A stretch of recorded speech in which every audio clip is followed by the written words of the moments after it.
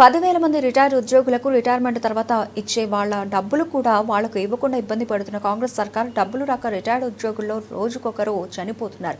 ఇటీవలనే సోమిరెడ్డి అనే retired ప్రధానోపాధ్యాయుడు DEO కార్యాలయం దగ్గరే గుండెపోటుతో చనిపోయారు. ఈ మరణాలు రేవంత్ ప్రభుత్వ హత్యలే. బడా కాంట్రాక్టర్లకు బిల్లులు ఆ పైన ప్రభుత్వం వెంటనే చెల్లించాలని డిమాండ్ చేసిన మాజీ మంత్రి శ్రీనివాస్ గౌడ్. సోమిరెడ్డి గారు అని చెప్పి ప్రధానోపాధ్యాయుడు 61 సంవత్సరాలు అయిన తర్వాత రిటైర్డ్ అయ్యిండు. రిటైర్డ్ అయిన తర్వాత ఆయన వచ్చిన జబ్బు చూపించుకోవడానికి డాక్టర్ చూపించుకోవడానికి డబ్బులు లేక ఆగిండు.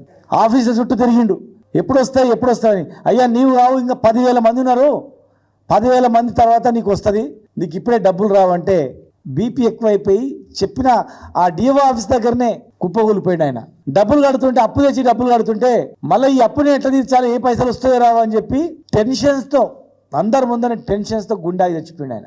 రోజుకొకరు చనిపోతున్నారు. వాళ్ళ డబ్బులు వాళ్ళకి ఇవ్వడానికి ఇవ్వకుండా రిటైర్డ్ అయిన 10,000 మందిని చంపుతూ ఉన్నారు. ఏ ఉద్యోగి ఇట్లా గుండాకి చచ్చిపోయినా అది ప్రభుత్వ హత్యగానే మేము భావిస్తాం. గుర్తుపెట్టుకోండి, 35-40 సంవత్సరాలు ప్రభుత్వంలో